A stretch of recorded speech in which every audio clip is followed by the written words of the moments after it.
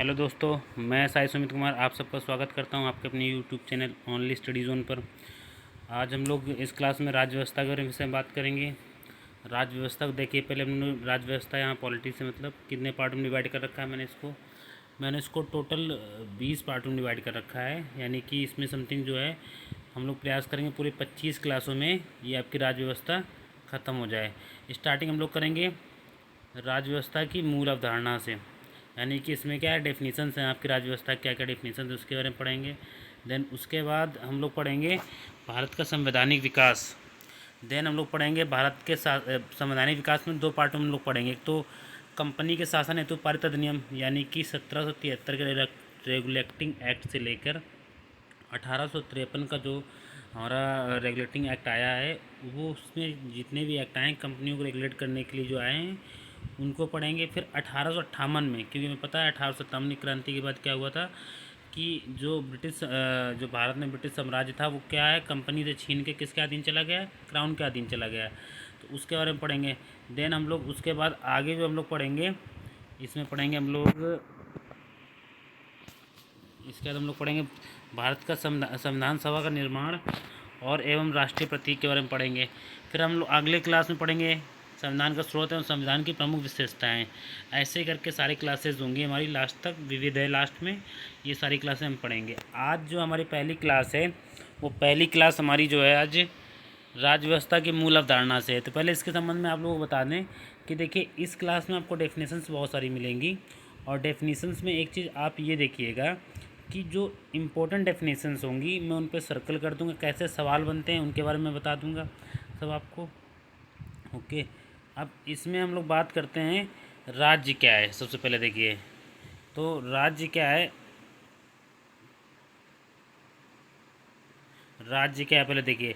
राज्य एक राजनीतिक इकाई है। कैसी एक राजनीतिक इकाई है जो कि एक निश्चित क्षेत्रफल पर शासन करती है, जिसकी अपनी संप्रभु सरकार होती है, कानून और जनसंख्या होती है।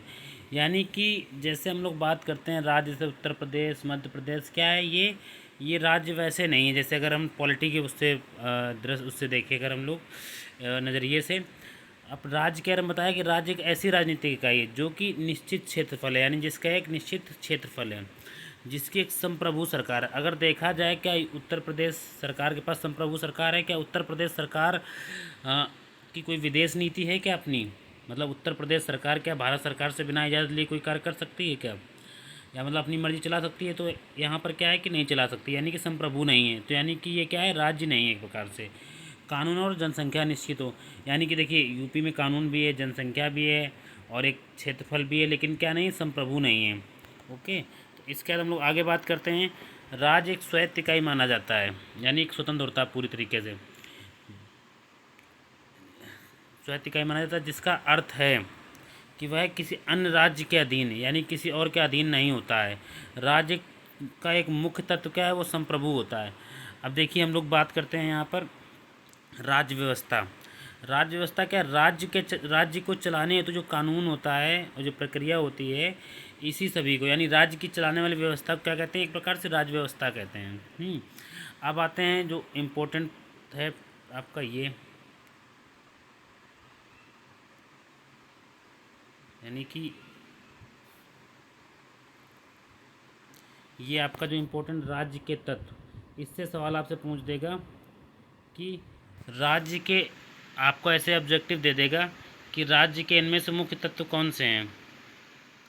तो इसमें क्या है, राज्य के 4 अनिवार्य और मुख्य तत्व हैं। कौन कौन से हैं देखिए, एक तो भूभाग, एक सरकार, एक तो क्या है भूभाग हो, निश्चित भूभाग हो, एक जनसंख्या हो, एक सरकार हो, एक संप्रभु। ये चारों तत्व क्या होने अनिवार्य हैं ये, तभी उसको क्या माना जाएगा, राज्य माना जाएगा। अब इसके बाद हम लोग बात करते हैं आगे, इसके आगे जब हम लोग बात करेंगे तो यहाँ हम लोग समझ लिया। अब जैसे हम लोग बात करते हैं तिब्बत की, देखिए तिब्बत की क्या है, उसकी अपनी एक सरकार भी है।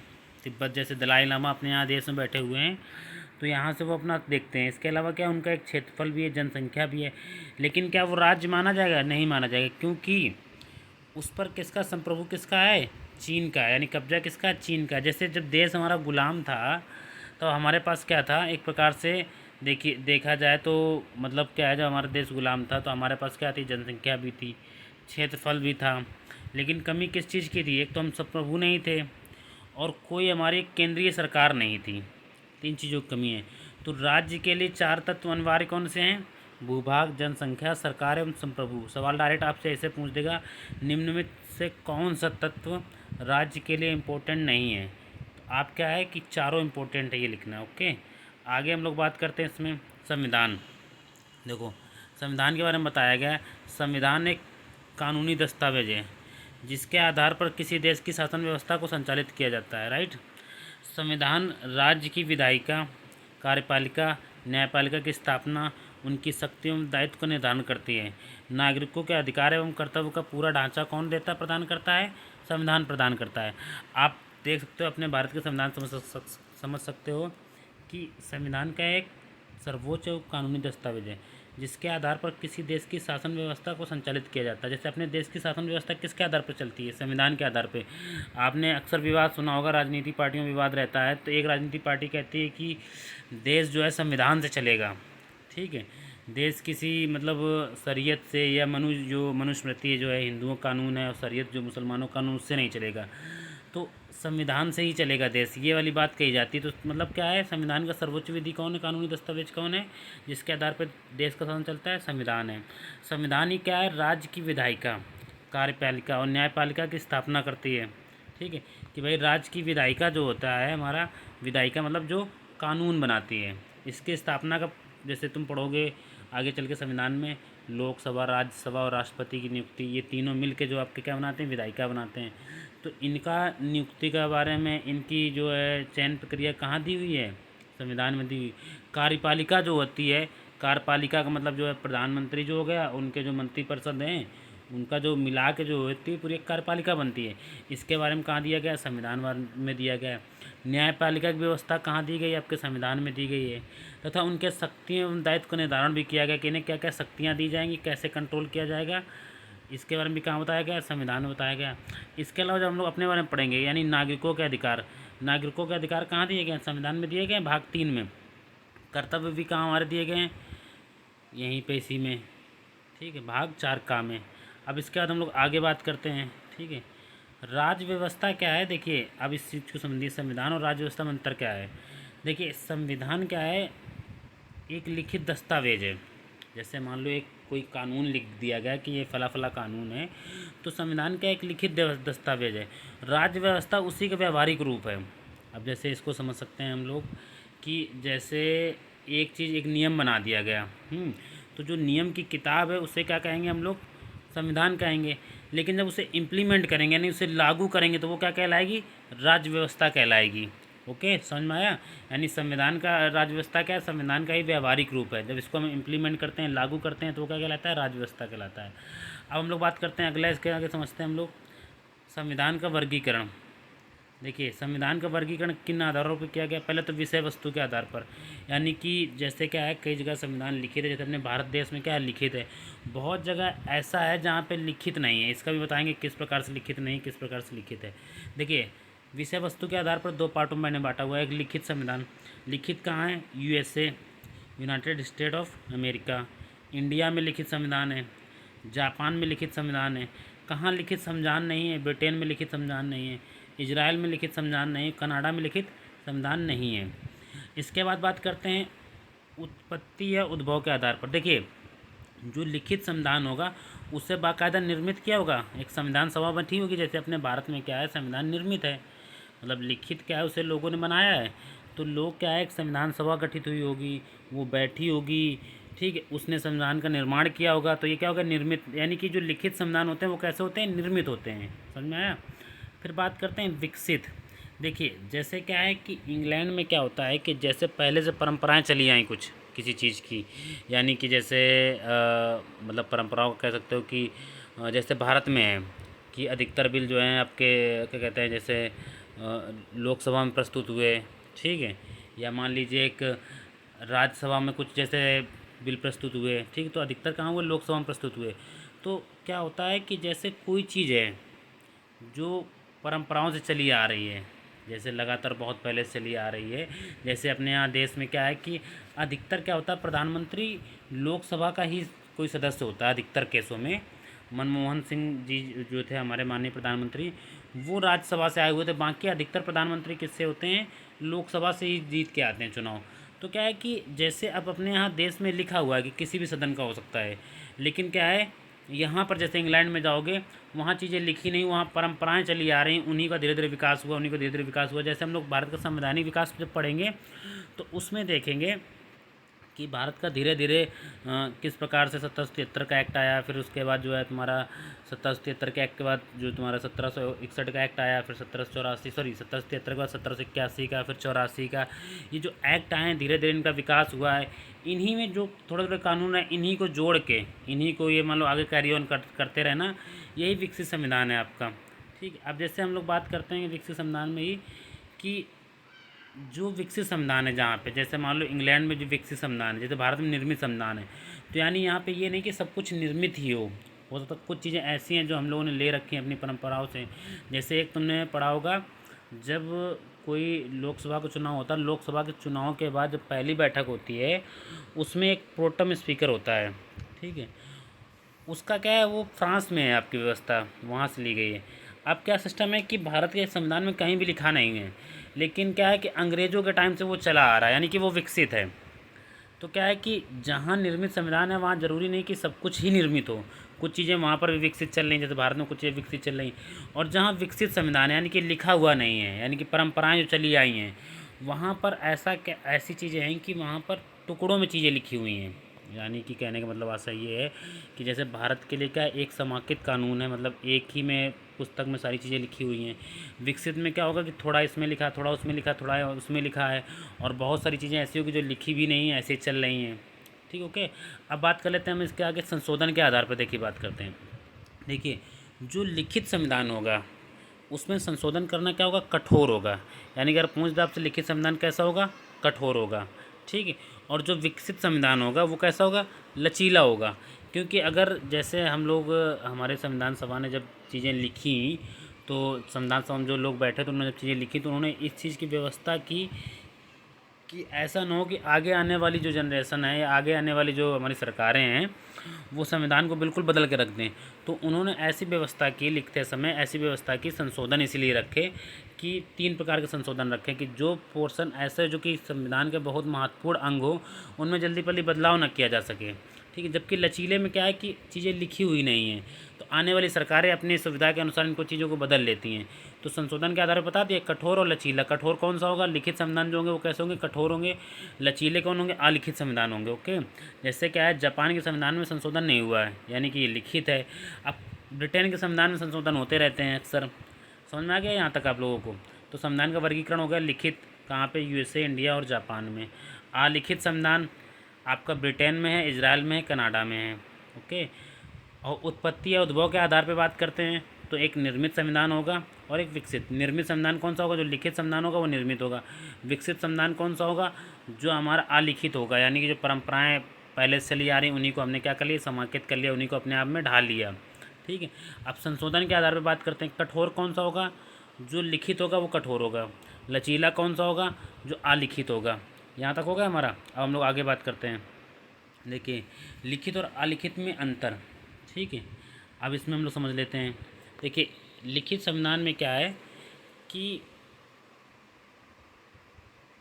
लिखित संविधान में जो चीज़ें मिलेंगी एकमात्र स्रोत है जो राज्य व्यवस्था के सभी तत्वों को परिभाषित करता है। जैसे कि आप भारत में हैं, भारत में देखिएगा आप संविधान के अंदर ही आपको कार्यपालिका, न्यायपालिका, विधायिका सबके बारे में मिल जाएगा, तुमको जानकारी मिल जाएगी पूरी एक ही किताब में। जबकि अलिखित संविधान में क्या होगा, इसे समझो, रिवाजों, जो पुराने रिवाज चले आए हैं उनको ये लोग कानून के तौर पे मानते हैं। व्यवहारों, ठीक है, परंपराओं को ये कानून के तौर पे मानते हैं। और एवं कानूनों का एक समूह होगा, यानी कि यहाँ पर हो सकता है कि एक ही किताब में न्यायपालिका, विधायिका और कार्यपालिका ना लिखी हो, अलग अलग किताबों में इनके बारे में जिक्र हुआ हो। तो ये अलिखित संविधान की व्यवस्था होगी। पहली नंबर 1 व्यवस्था ये होगी हमारी। ठीक है, नंबर दो ये क्या है, एक ही पुस्तक में लिखित हुआ होगा, ये अलग अलग लिखा हुआ होगा, जैसे मैंने बताया कि अलग अलग लिखा हुआ होगा आपका।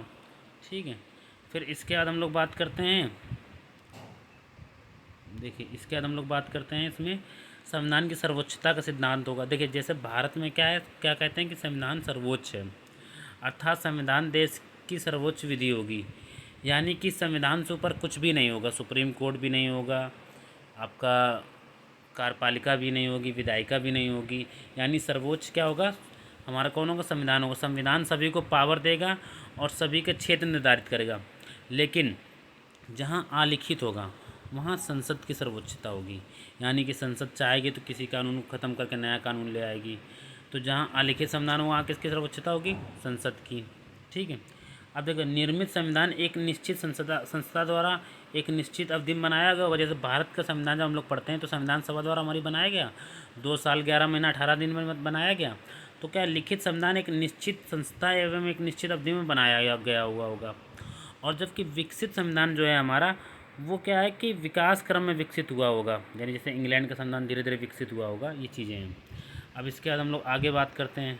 देखिए जो मैंने बताया था कठोर या अनम्य, अनम्य मतलब जो है नम्य ना हो, यानी कि जो कठोर रहे आपका संविधान संशोधन है तो विशेष प्रक्रिया की आवश्यकता होती है। ऐसे जो जो जो लिखित संविधान होंगे कैसे होंगे, कठोर अनम्य होंगे। इनमें क्या है, संविधान संशोधन के लिए क्या है, विशेष प्रक्रिया, यानी एक विशेष प्रक्रिया की ज़रूरत पड़ेगी। जबकि जो अलिखित संविधान है वो लचीले होंगे, नम होंगे, उसमें संविधान ऐसे संविधान जिसमें आसानी संशोधन किया जा सके, यानी कि इन संविधानों में क्या होगा, जिसमें जो अलिखित होंगे उनमें आसानी से संशोधन किया जा सकता है। अब जैसे एग्जांपल समझ लेते हैं। देखो जो लिखित संविधान का एग्जांपल है अमेरिका है, जापान है, फ्रांस है, भारत है।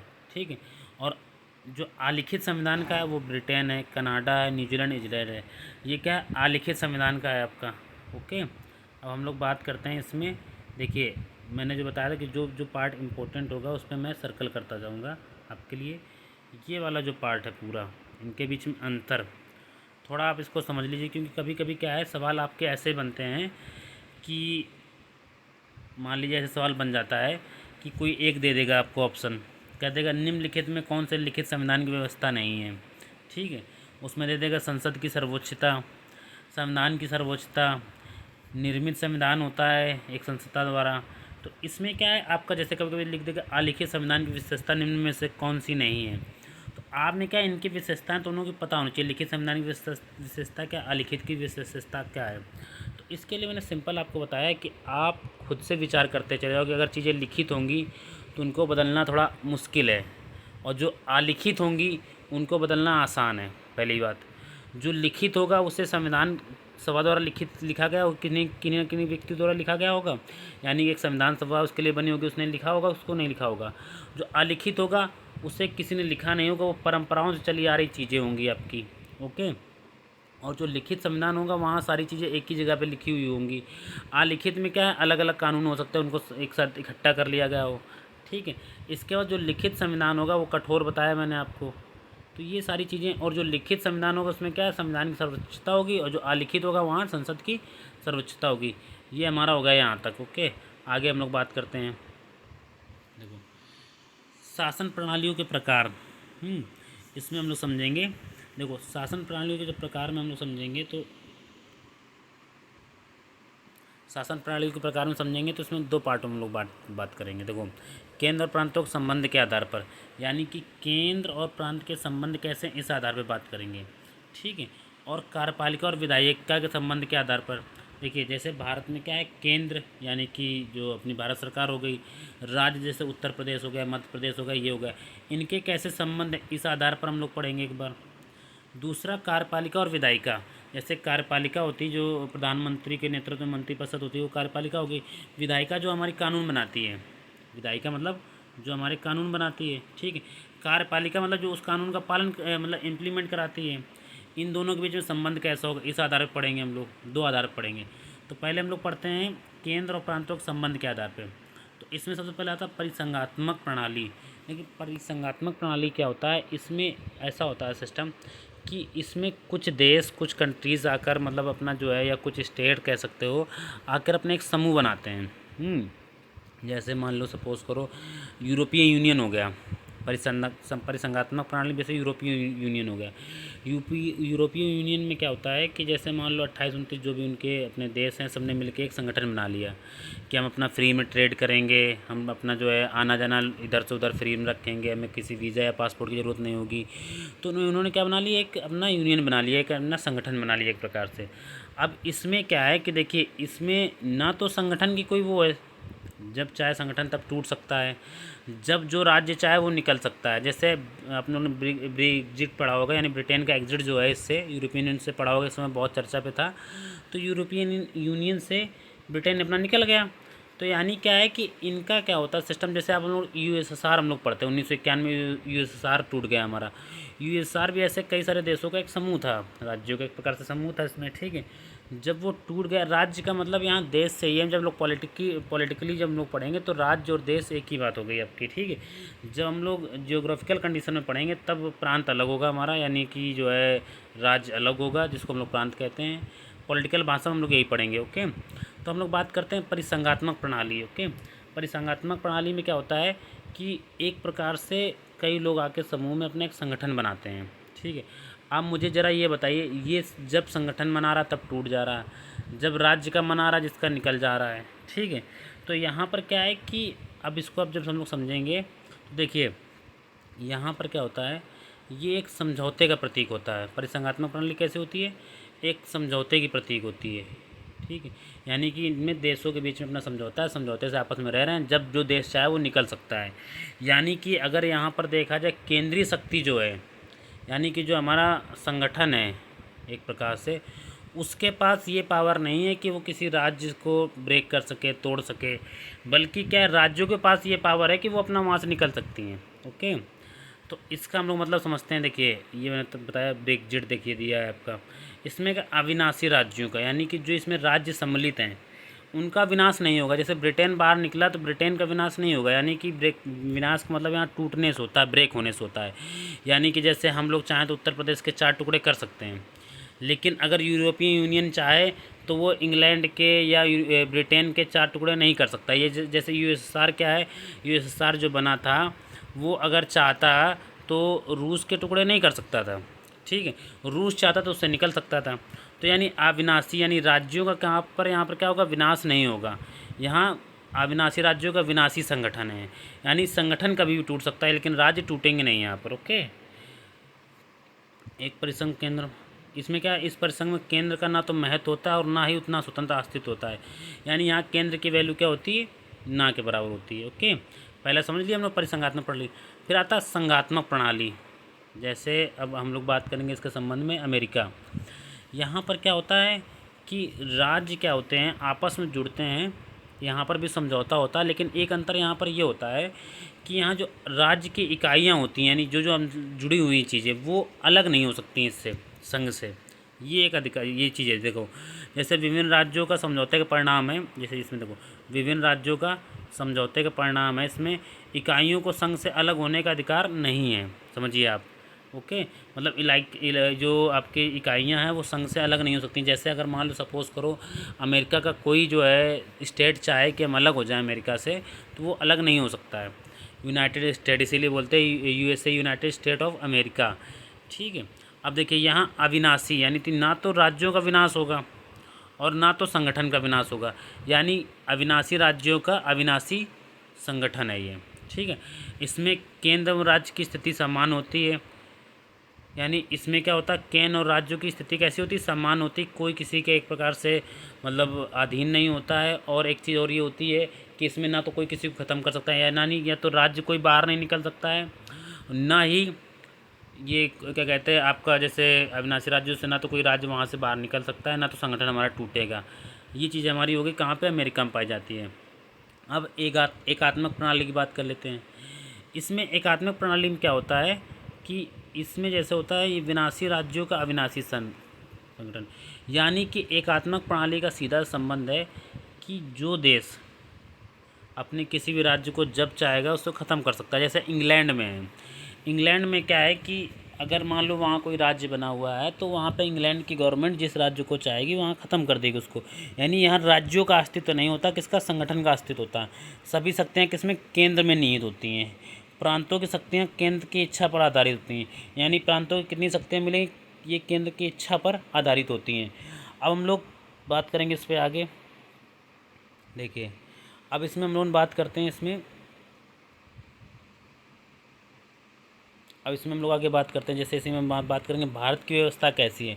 तो भारत में अर्धसंघात्मक बोलते हैं। अर्धसंघात्मक क्यों बोलते हैं, क्योंकि देखिए पहले कुछ तो व्यवस्थाएं ऐसी हैं जो संघात्मक प्रणाली की हैं, कुछ तो ऐसी व्यवस्थाएं जो एकात्मक प्रणाली की हैं। जैसे समझो कि अब हम लोग समझते हैं जैसे एकात्मक प्रणाली क्या है। जैसे क्या होता है, जो एकात्मक प्रणाली जैसे व्यवस्था समझते हैं, जैसे भारत की एकल नागरिकता, ये एकात्मक प्रणाली की व्यवस्था है। ठीक है, इसके बाद क्या है कि हम लोग और इसमें समझेंगे, जैसे क्या सभी शक्तियाँ केंद्र में निहित होती हैं, लेकिन भारत में ऐसा नहीं है। भारत में क्या केंद्र और राज्यों में शक्तियाँ आपस में, देखिए देखिए लिखा सभी की शक्तियाँ केंद्र में निहित होती हैं। यहाँ भारत में राज्य और केंद्रों के बीच शक्तियों का बंटवारा है, यानी कि ये कैसी व्यवस्था हो गई, संघात्मक व्यवस्था हो गई। ओके, ऐसी बहुत सारी चीज़ें जो है संघात्मक और एकात्मक की दोनों की कॉमन है, उसमें जो है भारत में ली गई हैं। इसीलिए भारत की व्यवस्था क्या कहते हैं, अर्ध संघात्मक व्यवस्था कहते हैं। अब हम लोग देखो इसी नीचे पढ़ते हैं, जहाँ पर अब सुनिए समझिए, हम लोगों को जो परिसंघात्मक व्यवस्था थी इसके बारे में ज़्यादा तो ध्यान नहीं देना है, क्योंकि परिसंघात्मक व्यवस्था के बारे में मैंने 2 एग्जाम्पल आपको बता दिए। एक यूएसएसआर, एक यूरोपियन यूनियन, यानी कि एक संगठन होता है एक प्रकार से, जो एक कुछ दोस्त देश आकर आपस में मिल के बना लेते हैं। जैसे हम लोग क्वाड पढ़ते हैं, या मान लो और बहुत सारे संगठन हैं, ये इसी का एक परिणाम। जैसे मान लो यूएनओ है, यूएनओ से कोई अगर भारत आज चाहे तो अपना अलग हो सकता है, निकल सकता है। ठीक है, यानी कि यहाँ पर क्या है कि संगठन से सारे देश चाहें तो आज निकल सकते हैं आराम से। तो क्या है कि यहाँ संगठन की वैल्यू नहीं, संगठन ख़त्म हो सकता है लेकिन राज्य क्या है वो नहीं ख़त्म होंगे। और ना ही यूएनओ, अगर यूएनओ ये ना तो ये कर सकता है कि किसी देश के टुकड़े कर दे, यानी कि ये क्या है परिसंघात्मक प्रणाली हो गई जाकर आपके, जैसे यूएनओ हो गई एक प्रकार से आपकी। इसी में हम लोग आगे बात कर रहे थे आपके संघात्मक और एकात्मक प्रणाली, ये हमारे लिए संघात्मक और एकात्मक प्रणाली ये हमारे लिए समझना इम्पोर्टेंट है दोनों, क्योंकि भारत में जो व्यवस्था है इन दोनों का मिश्रित रूप एक प्रकार से है, जिसे हम लोग अर्धसंघात्मक कहते हैं। अब देखिए हमने बात की थी संघात्मक प्रणाली की। पहली बात तो संघात्मक प्रणाली क्या होगा, ये विभिन्न राज्यों का समझौते का परिणाम होगा, जैसे अमेरिका में है, यानी सभी राज्य क्या है समझौते से आए हुए हैं। यहाँ पर राज्य अविनाशी राज्यों का, ना तो राज्यों का विनाश होगा ना ही संगठन का विनाश होगा, यानी अविनाशी राज्यों का अविनाशी संगठन, ना तो यहाँ पर राज्यों का विनाश होगा और ना ही संगठन का विनाश होगा। ये किसका होगा, संघात्मक प्रणाली व्यवस्था। इसके अलावा संघात्मक प्रणाली में एक चीज़ और देखोगे कि केंद्र और राज्य की स्थिति क्या होती है, समान होती है, एक जैसी स्थिति होती है। और यहाँ पर संघात्मक प्रणाली में क्या एक लिखित संविधान होगा। देखिए लिखित संविधान क्यों होगा, क्योंकि लिखित संविधान ही हमें क्या करेगा, अलग अलग पावर देगा, जैसे राज्य के लिए अलग पावर देगा। ठीक है, और वहाँ पर क्या होगा, संविधान की सर्वोच्चता होगी। कहाँ पे, संघात्मक प्रणाली में संविधान की सर्वोच्चता होगी, क्योंकि क्या है जैसे अपने देश में है, सपोज करो ये देखो अपने देश में संघात्मक व्यवस्था की ये एक चीज़ लागू होती है कि अपने यहाँ क्या लिखित संविधान है, बाकायदा शक्तियों का बंटवारा है। इसके अलावा न्यायपालिका स्वतंत्र होगी। ये अपने भारत में है कि न्यायपालिका कैसी है, स्वतंत्र है। ठीक है, क्योंकि न्यायपालिका ही, जैसे मान लो केंद्र और राज्य के बीच में अगर टकराव हुआ तो कौन कार्य करेगी, न्यायपालिका करेगी। अगर मान लो न्यायपालिका स्वतंत्र नहीं होगी, वो केंद्र के अधीन होगी, तो वो क्या राज्यों का हित, वहाँ पे राज्यों के हित का हनन होगा कि नहीं होगा, बिल्कुल ज़रूर होगा हनन। इसलिए क्या होगी वहाँ पर एक संविधान की व्याख्या तो स्वतंत्र न्यायपालिका एवं सर्वोच्च न्यायपालिका होगी, यानी कि संविधान की व्याख्या कौन करेगा, न्यायपालिका करेगा। ठीक है, अब बात करते हैं प्रांत और केंद्रों के बीच में संवैधानिक विभाजन होगा किसका, शक्तियों का। ये कहाँ कहाँ, यूएसए और भारत में भी चीज़ें पाई जाती हैं। अब हम लोग बात कर लेते हैं एकात्मक प्रणाली की। जैसे मैंने बताया कि यहाँ पर क्या, जैसे ब्रिटेन में है आपका, यहाँ पर विनाशी राज्य, यानी राज्यों का तो विनाश हो जाएगा। ठीक है, लेकिन अविनाशी संगठन, यानी कि केंद्र नहीं टूटेगा, समझे। सभी शक्तियाँ किसके पास होंगी, केंद्र के पास होंगी। केंद्र जितनी चाहेगा उतनी किसको देगा, राज्य को देगा। ठीक है, अब जैसे हम लोग बात करते हैं जब हमारे यहाँ पे आपातकाल लागू होता है, तब ऐसी स्थिति में क्या होता है कि हमारी जो व्यवस्था हो जाती है वो कैसे हो जाती है, एकात्मक हो जाती है। इसके बाद हम लोग बात करेंगे इसमें, देखिए और नीचे। ठीक है, अब यहाँ पे अलिखित, जैसे यहाँ पे संविधान कैसा पाया जाएगा, अलिखित लचीला संविधान पाया जाएगा। एकल नागरिकता कहाँ पाई जाएगी, जहाँ पर जो है एकात्मक प्रणाली है, भारत में भी पाई जाती है ये, लेकिन भारत कैसा अर्धसंघात्मक है। ठीक है, और इसके बाद क्या है, संसद की सर्वोच्चता पाई जाएगी, जबकि भारत में किसकी, संविधान की सर्वोच्चता है। ठीक है, तो यानी कि दोनों का मिक्सचर किस में, भारत में है। सभी शक्तियाँ किस में निहित होंगी, केंद्र में निहित होंगी। प्रांतों की शक्तियाँ केंद्र की इच्छा के अनुसार होंगी। ओके, जैसे यूनाइटेड किंगडम, ये हो गया आपका। तो अब आप लोगों को मैं बता दूं कि ये चीज़ें देखो, मैं बता दूं, ये पोर्शन आपका जो है, ये भी एग्ज़ाम के पॉइंट ऑफ व्यू से ये वाला पोर्शन जो है आपका, यानी कि शासन प्रणालियों में अंतर, केंद्र और प्रांतों के संबंध में अंतर, ये जो है आपको इम्पोर्टेंट है, क्योंकि इससे डायरेक्ट सवाल आपसे पूछ सकता है, संघात्मक प्रणाली की व्यवस्था बताओ, एकात्मक प्रणाली की व्यवस्था बताओ, या पूछ देगा परिसंघात्मक प्रणाली की व्यवस्था बताओ, या पूछ देगा निम्न में से कौन सी परिसंघात्मक प्रणाली की या एकात्मक प्रणाली की या संघात्मक प्रणाली की व्यवस्था नहीं है, या पूछ देगा इसमें से, जैसे सवाल पूछ देगा कि भारत एक अर्धसंघात्मक व्यवस्था है या संघात्मक व्यवस्था है, कौन कौन से पॉइंट इसकी ओर इंगित करते हैं, इससे संबंधित चीज़ें पूछ देगा आपको। मैं सवाल जब बनाऊंगा इनसे रिलेटेड आप लोगों को, तो और अच्छी चीज़ें समझ में आएंगी। ओके, अब हम लोग आगे बढ़ते हैं इसके, देखिए आगे बढ़ते हैं। अभी हम लोगों ने बात की थी, दो आधार पे बात की थी। अभी संघात्मक प्रणाली और इसके लाभ और हानि समझ लेते हैं 2 मिनट के लिए। देखिए संघात्मक प्रणाली के लाभ क्या हैं, आप लोग खुद बताइए। जैसे संघात्मक प्रणाली के लाभ क्या क्या हैं, देखिए आप लोग बताइए मुझे। जैसे क्या है, विविधतापूर्ण, जैसे भारत कैसा देश, विविधतापूर्ण देश है, बहुत सारी भाषाएं हैं, बहुत सारे कल्चर हैं, बहुत सारी भौगोलिक अलग अलग स्थितियां हैं। अगर मान लो सपोज़ करो कि अगर ये एकात्मक प्रणाली होता भारत पूरी तरीके से, तो एकात्मक प्रणाली में अगर कोई व्यक्ति केंद्र में यानी दिल्ली में बैठकर अगर मान लीजिए विचार कर रहा है महाराष्ट्र के बारे में, जैसे भी भाषा का बहुत ज़्यादा विवाद चल रहा है, महाराष्ट्र के बारे में विचार कर रहा है, अगर कोई दिल्ली का व्यक्ति दिल्ली में बैठकर किसी विषय के बारे में विचार करेगा, तो उसे ये लगेगा कि मतलब जैसे क्या है कि वो उनके जो हमारे दक्षिण भारत के लोग हैं उनके अधिकारों की अपेक्षा करेगा, यानी कि उन्हें ये मानेगा कि एक प्रकार से उनका हनन करेगा एक प्रकार से वहाँ बैठ के, यानी कि सारी शक्तियाँ कहाँ पे होंगी, केंद्र में होंगी। वहाँ से बैठा हुआ एक व्यक्ति अगर नागालैंड के लिए, अंडमान के लिए, या मान लो लक्षद्वीप के लिए या तमिलनाडु के लिए कोई कानून बनाता है, तो हो सकता है कि वो वहाँ की परिस्थितियों से पूरी तरीके वाकिफ़ ना हो, यानी कि ऐसे में क्या हो सकता है कि उनको इस चीज़ का नुकसान उठाना पड़ सकता है। ये क्या संघात्मक प्रणाली के हानि है। ठीक है, और अब आपको हम बता रहे हैं इसमें, देखिए मैंने विविधतापूर्ण देश के बारे में बताई थी। जैसे संघात्मक प्रणाली क्या विविधतापूर्ण देश के लिए सबसे उपयुक्त है कि उसमें राष्ट्रीय एकता और क्षेत्रीय स्वायत्तता का लाभ एक साथ प्राप्त होता है। जैसे भारत में क्या है संघात्मक व्यवस्था के, देखिए कि विविधतापूर्ण देश है भारत, इसमें राष्ट्रीय एकता, जैसे कोई आपातकाल की स्थिति होती है तो हम कैसे हो जाते हैं, हम एकात्मक बन जाते हैं, यानी राष्ट्रीय एकता हमारी, जैसे एक एकल नागरिकता है, इससे हमारी राष्ट्रीय नागरिकता क्या है, बनी हुई है। अगर सपोज़ करो अलग अलग स्टेट की अलग अलग नागरिकता होती है तो लोगों के बीच में विवाद और ज़्यादा होता है कि मैं इस राज्य का हूँ, मैं उस राज्य का हूँ। ठीक है, एक भावना लोगों के अंदर आती है और ज़्यादा प्रबल होती है वो। ठीक है, क्षेत्रीय स्वायत्तता दोनों का लाभ एक साथ मिलता है, संघात्मक प्रणाली का ये लाभ है। हानि देखो, हानि क्या है, दोहरी शासन व्यवस्था होती है, यानी केंद्र की शासन व्यवस्था अलग होती है, राज्य की शासन व्यवस्था अलग होती है, जिसके कारण क्या होता है शासन व्यवस्था कैसी होगी, खर्चीली होगी, अलग अलग चुनाव होंगे सबके। ठीक है, ढांचा अलग अलग होगा। इसके बाद दोनों के बीच विवाद होगा, जैसे अक्सर देखना तुम केंद्र और राज्यों के बीच में विवाद बना ही रहता है, कभी टैक्स बंटवारे को लेकर विवाद बना रहता है, कभी किसी चीज़ को लेकर देखना, कभी कभी ये होता है आप पढ़ना अक्सर, जैसे मान लो केंद्र में बीजेपी की सरकार है, स्टेट में कांग्रेस की सरकार है, तो कांग्रेस की सरकार अपेक्षा ये करती है, कहती है कि मुझे जो है पर्याप्त वो केंद्र से मुझे मदद नहीं मिल रही है। जैसे अरविंद केजरीवाल जी आपके जो है अक्सर आरोप लगाते थे कि मुझे जो है सरकार सपोर्ट नहीं करती, केंद्र सरकार मुझे सपोर्ट नहीं करती है। तो ये विवाद कहाँ स्टार्ट होते हैं आपके, जहाँ संघात्मक प्रणाली है। ओके, हम लोग बात करते हैं आगे एकात्मक प्रणाली की। देखो बात करते हैं इसके लाभ हानि के बारे में बात करते हैं। देखो एकात्मक प्रणाली के लाभ और हानि दोनों हम आपको बताते हैं। पहली बात तो एकात्मक प्रणाली कहाँ के लिए फ़ायदेमंद होती है, जो छोटे देश होते हैं, जैसे इंग्लैंड है, मान लो न्यूजीलैंड हो गया, मतलब जो छोटे देश होते हैं वहाँ पे ये व्यवस्था क्या होती है, लाभदायक होती है। ठीक है, क्योंकि वहाँ ज़्यादा विविधता पाई नहीं जाती, एक जैसे लोग पाए जाते हैं, तो वहाँ ये लाभकारी होती है। दूसरा क्या होता है, ये कम खर्चीली होती है, क्योंकि ना तो भाई इतनी जटिल व्यवस्थाएं नहीं होती है। ठीक है, और संपूर्ण देश के लिए एक कानून एक शासन होता है, एकल नागरिकता के कारण यहाँ राष्ट्रीय एकता और अखंडता क्या होती है, कायम रहती है। यानी कि यहाँ पे लोगों के बीच में राष्ट्रीय लगाव ज़्यादा पाया जाता है एक प्रकार से, ठीक है। यानी कि यहाँ पर लोग राज्यों के आधार पे या अन्य आधारों पर लड़ते कम है, थोड़ा ये कह सकते हैं एक प्रकार से। तो एकात्मक प्रणाली के लाभ हो गया। अब हानि की बात कर लेते हैं एकात्मक प्रणाली की। अब एकात्मक प्रणाली की हानि क्या है कि देखो, सारे फैसले कहाँ लिए जा रहे हैं, केंद्र में बैठ के लिए जा रहे हैं, ठीक है।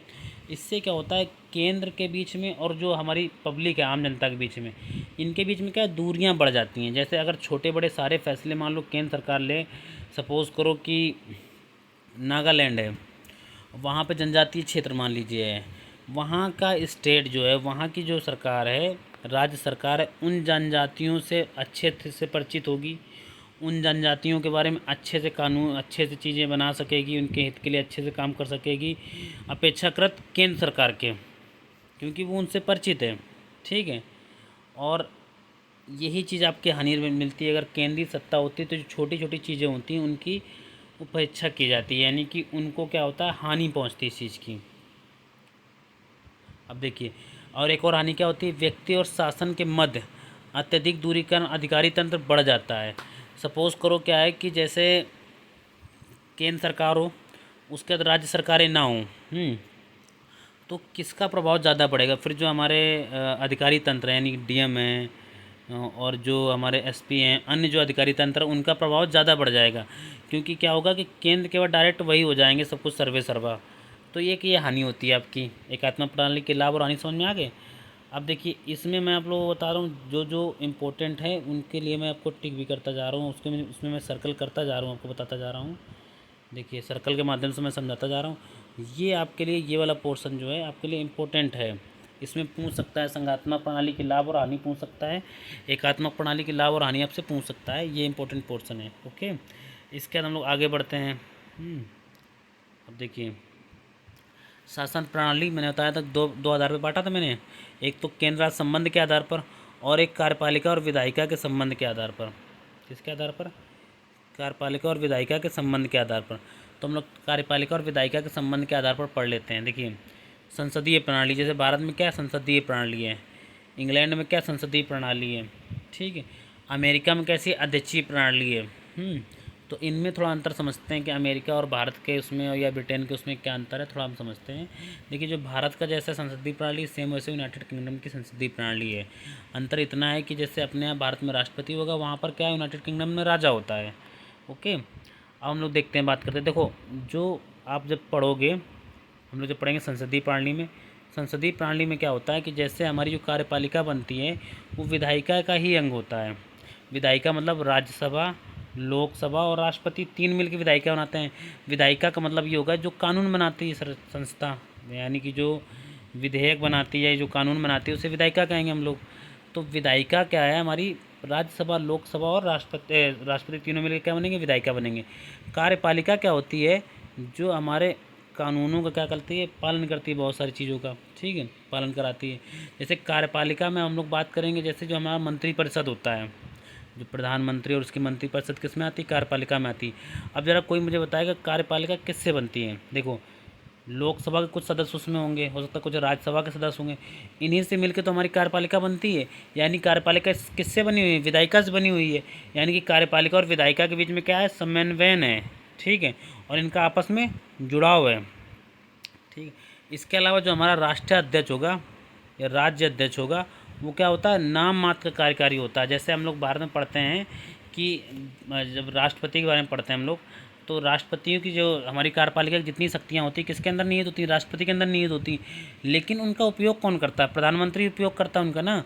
तो यानी कि जो हमारा राष्ट्रपति हैं वो क्या है, नाम मात्र के कार्यपालिका के प्रधान हैं, वास्तविकता में कौन है, हमारे प्रधानमंत्री हैं, ओके, ठीक है। इसके बाद हम लोग बात करते हैं कि कार्यपालिका का अस्तित्व। देखिए, कार्यपालिका का अस्तित्व कब तक है, जब तक उसे विधायिका में बहुमत है, किसे, कार्यपालिका को। अगर सपोज़ करो विधायिका मतलब हमने बताया राज्यसभा, लोकसभा और आपके राष्ट्रपति। अब सपोज़ करो कि अगर इसमें से आपकी विधायिका का एक पार्ट है लोकसभा, लोकसभा से अगर कोई, जैसे मान लो वर्तमान में बीजेपी सरकार है, बीजेपी सरकार अगर लोकसभा से बहुमत खो दे तो उसकी कार्यपालिका बचेगी क्या, नहीं बचेगी। प्रधानमंत्री सहित पूरे मंत्रिपरिषद को क्या करना पड़ेगा, इस्तीफ़ा देना पड़ेगा। ये हो गया आपका, ठीक है। इसके बाद कार्यपालिका और विधायिका में समन्वय होता है, मैंने बताया कि आपस में जुड़ा होता है, ठीक है। उत्तरदायी शासन व्यवस्था होती है, जैसे सपोज़ करो कि एक जिम्मेदारी होती है शासन व्यवस्था की, तो उत्तरदायी शासन व्यवस्था यहाँ मिलती है। एग्जाम्पल के तौर पे क्या आ गया, यूनाइटेड और भारत, आपको ये एग्जाम्पल के तौर पे होगा, ओके। अब हम लोग आगे बात करते हैं, आगे हम लोग बात करते हैं अध्यक्षीय प्रणाली में। देखिए अध्यक्षीय प्रणाली में क्या होगा, जैसे अमेरिका की बात करेंगे तो यहाँ पर एक हाउस ऑफ आपका कॉमन है और एक आपका सीनेट हो गया, ठीक है। मतलब एक आपके यहाँ पर भी क्या है, विधायिका है, और एक एक यहाँ पर भी आपकी राज्यसभा और एक क्या है, लोकसभा है। लेकिन समझिए विधायिका का काम क्या है, जो यहाँ पर है एक कानून बनाने की जो संस्था है, जैसे यहाँ पर राष्ट्रपति का चुनाव होता है, राष्ट्रपति अपने अनुसार अपनी कार्यपालिका चुन सकता है। यानी कि अगर वो चाहे, जैसे मान लो आपके अमेरिका का राष्ट्रपति जो है डोनाल्ड ट्रंप है, ठीक है, वो अगर चाहें तो वो क्या कर सकते हैं, वो अगर चाहें तो एलोन मस्क को अपनी कार्यपालिका में ले सकते हैं। वो उसके लिए कॉमन ये ज़रूरी नहीं है कि वो वहाँ के किसी सदन का सदस्य है कि नहीं है, ठीक है। और अगर चाहें वो किसी व्यक्ति को अपनी कार्यपालिका में सम्मिलित कर सकते हैं। यानी कि वहाँ कार्यपालिका विधायिका स्वतंत्र होती है, यानी कि जो कानून बनाने वाली संस्था है वो अलग है और जो पालन कराने वाली संस्था है वो अलग है, ओके। इसके बाद हम लोग बात करते हैं इसमें, देखिए जो वहाँ का राष्ट्रीय अध्यक्ष है या राष्ट्राध्यक्ष या राज्य अध्यक्ष है, वो वास्तव में कार्यपालिका का प्रधान होता है। जैसे क्या है, वहाँ पे जो अमेरिका का राष्ट्रपति होगा वो वहाँ पे क्या है, वास्तव में क्या है, वहाँ का कार्यपालिका जो होगी उसका प्रधान होगा, ठीक है। और इसके अलावा कार्यपालिका का कार्यकाल क्या होता है, सुनिश्चित होता है। यानी वहाँ पे क्या है कि विधायिका में कार्यपालिका कार्यकाल अगर एक बार राष्ट्रपति चुन गए तो उनको जल्दी जल्दी हटाया नहीं जा सकता। जैसे भारत में क्या है, सपोज़ करो कि दो पार्टियों ने मिलकर सरकार बनाई, ठीक है। मान लो बीजेपी ने एनडीए के साथ, किसी भी गठबंधन के साथ मान लो एक सरकार बनाई, और सपोज़ करो जिस गठबंधन के साथ उन्होंने सरकार बनाई उस गठबंधन ने अपना क्या कर लिया, अपना हट गए उससे, ठीक है। तो ऐसी स्थिति में क्या होगा कि जब वो हट जाएंगे वहाँ से, तो ऐसी स्थिति में क्या होगा कि सरकार गिर जाएगी आपकी, ओके। तो क्या होता है, लेकिन ऐसा अमेरिका में नहीं होगा, भारत में ऐसा हो जाएगा। यानी कार्यपालिका की सुनिश्चितता होती है यहाँ पे। अब जब हम लोग लाभ हानि पढ़ेंगे तो इसी से लाभ हानि आपको निकल आएगा, ठीक है। शक्तियों का पृथक्करण तथा नियंत्रण और संतुलन सिद्धांत लागू होता है। यानी कि यहाँ पर क्या है, कार्यपालिका की और विधायिका की शक्तियाँ अलग अलग होती हैं, दोनों की अपना पृथक शक्तियाँ हैं। उत्तरदायित्व का अभाव होता है, यहाँ सरकार गिरने का वो होता नहीं कोई कि भाई अगर मान लो सरकार गिर जाएगी हमारी, जो है हमें वो करना है, हमें काम करना पड़ेगा, ये करना पड़ेगा।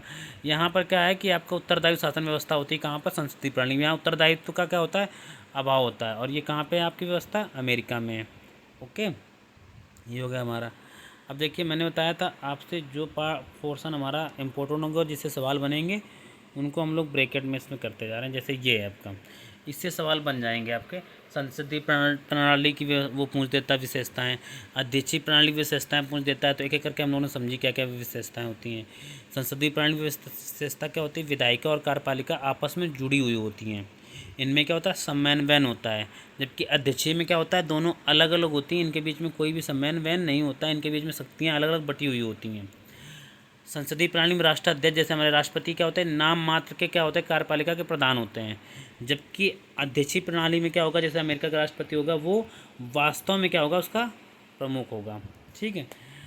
अब इसमें क्या है, जैसे हम संसदीय प्रणाली में कार्यपालिका अस्तित्व कब तक है, जब तक उसे विधायिका में, यानी कि जब तक बीजेपी सरकार को लोकसभा में बहुमत प्राप्त, तब तक ही उनकी सरकार रहेगी। अगर बहुमत खो दिया उन्होंने, मान लो अगर उन्होंने जोड़ के संगठन से मान लो सरकार बनी है, संगठन टूट जाता है, उनका बहुमत खो देते हैं, तो क्या हो जाएगा, ये यहाँ पर सरकार इनकी गिर जाएगी। लेकिन कार्यपालिका में क्या है, यहाँ पर सुनिश्चितता है कि आपसे जल्दी जल्दी जो है आपका क्या है, जल्दी जल्दी आपकी सरकार नहीं जाएगी, ओके।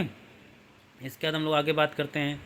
देखिए विधायिका और कार्यपालिका में समन्वय बता दिया, शक्तियों के पृथक्करण का सिद्धांत बता दिया। यहाँ उत्तरदायी का क्या होता है, यहाँ उत्तरदायी शासन की व्यवस्था होती है किसमें, संसदीय प्रणाली में। जबकि अध्यक्षीय प्रणाली में क्या, उत्तरदायी शासन का क्या होता है, अभाव होता है, ओके।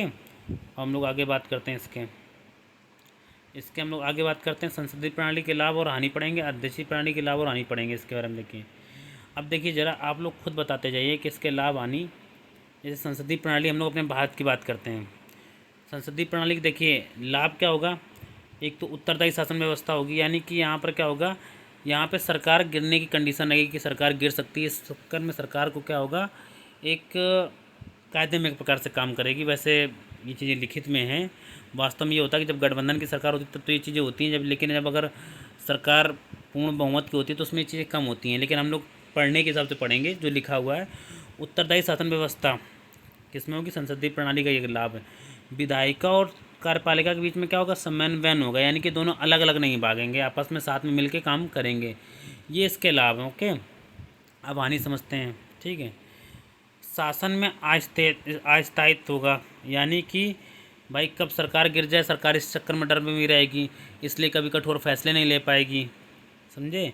मान लो सपोज़ करो उसने कोई ऐसा फैसला लिया, अगर कोई गठबंधन की सरकार है उसने कोई ऐसा फैसला लिया कि दूसरी सरकार ने समर्थन खींच दिया, अपना वापस ले लिया, सरकार गिर गई, तो ये हानि क्या है इसकी कि एक शासन में अस्थायित्व रहेगा। जैसे अपने हम लोग पढ़ते हैं, जैसे 1900 जब 78 के आसपास जो हमारी जो है जनता दल की सरकार बनी, 2 साल बाद गिर गई। अपने यहाँ देश में सरकारें गिर जाती हैं, क्यों गिर जाती हैं, यही होता है। ठीक है, अस्थायित्व होता है, यानी कभी भी सरकारें गिर जाती हैं। ठीक है, जब तक उसे विधायिका में बहुमत है तब तक तो सरकार है, उनकी विधायिका में बहुमत खत्म, सरकार गिर गई। इसके बाद मंत्रिपरिषद जो है हमारा, देखिए मंत्रिपरिषद 2 काम करता है। एक तो कानून बनाएगा, दूसरा उसका कार्यपालिका के तौर पे, यानी कि उनका पालन भी करवाएगा। ठीक है, तो क्या है यहाँ पे दोहरे कार्य की वजह से उनको क्या है, एक कार्य पे मान लो ध्यान नहीं दे पा रहे हैं किसी काम पे, दोहरे कार्य की वजह से वो दोनों कामों में प्रॉपर अच्छे से ध्यान नहीं दे पाते हैं। जैसे क्या है, अमेरिका में क्या है कि कार्यपालिका का सदस्य जो होगा वो अलग होगा, विधायिका को अलग होगा। कार्यपालिका मतलब वो अपना काम ही देखेगा, वो ये नहीं कि सदन में बहस में लगा पड़ा है, कई कई दिन तक कानून को लागू करवाने में बनवाने में लगा पड़ा है।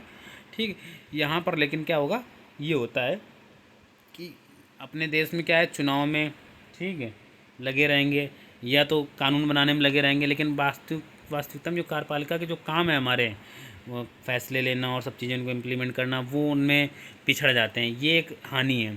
इसके अलावा योग मंत्रिपरिषद का अभाव, जैसे भारत में क्या है कि हम लोग मंत्री कौन ले सकते हैं, या तो वो राज्यसभा का या लोकसभा का सदस्य हो, उसी से ले सकते हैं, कोई बाहर का व्यक्ति मंत्री नहीं बना पाएंगे हम लोग। ठीक है, अमेरिका में क्या है कि हमें ज़रूरत है जैसे लोगों की, जैसे सपोज़ करो अगर भारत में शिक्षा मंत्री की ज़रूरत है, अब सपोज़ करो कोई संसद का सदस्य बहुत ज़्यादा पढ़ा लिखा नहीं है, या मतलब बहुत ज़्यादा योग्य व्यक्ति नहीं है, ठीक है, लेकिन आपको क्या है कि बनाना इन्हीं में से है, तो योग मंत्रिपरिषद का अभाव हो जाएगा, नहीं हो जाएगा। अमेरिका में क्या है, सपोज़ करो कि हमें शिक्षा मंत्री बनाना, कोई बहुत ज़्यादा पढ़ा लिखा व्यक्ति है, वो चुनाव नहीं जीत पाया है, या मान लो वो चुनाव लड़ा ही नहीं है, वो लड़ना ही नहीं चाहता है, हम उसे उठा कर क्या बना सकते हैं, उसको हम कार्यपालिका में अपना ले सकते हैं, लेकिन भारत में ऐसा नहीं कर सकते हैं।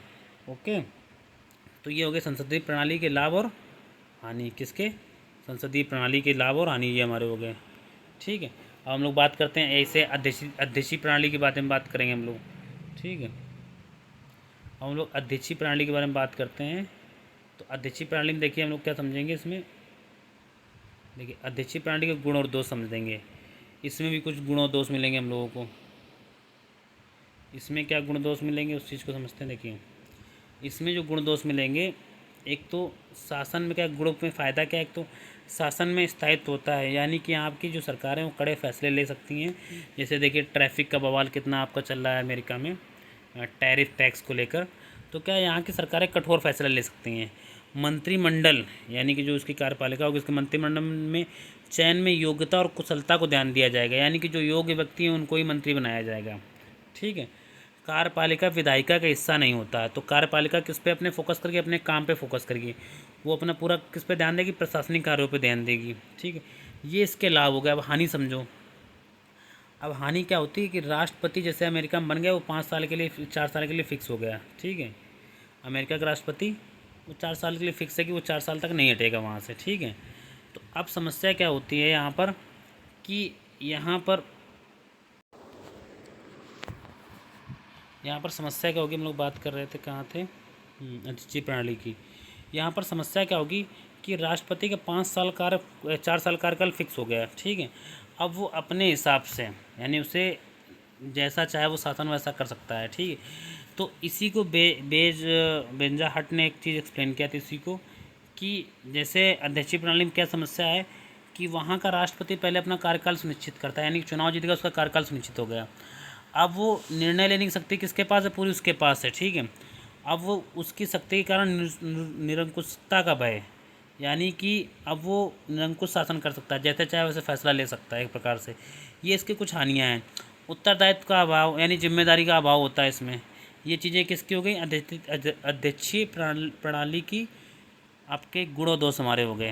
ओके, देखिए ये भी इम्पोर्टेंट है। इनसे जब हम लोग सवाल बनाएंगे तब आप लोग समझेंगे कि कैसे इन चीज़ों से सवाल बनेंगे आपके।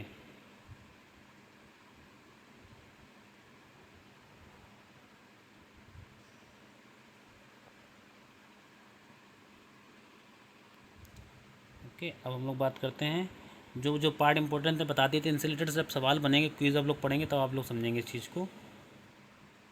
अब आज की क्लास हमारी यहीं तक है। अगले क्लास में हम लोग पढ़ेंगे भारत का संवैधानिक विकास। अच्छे से पूरा एक्सप्लेन करेंगे कि बाकायदा कैसे कैसे भारत का संवैधानिक विकास हुआ और क्या क्या उसकी पृष्ठभूमि रही। और आज की क्लास यहीं तक रही और थैंक यू।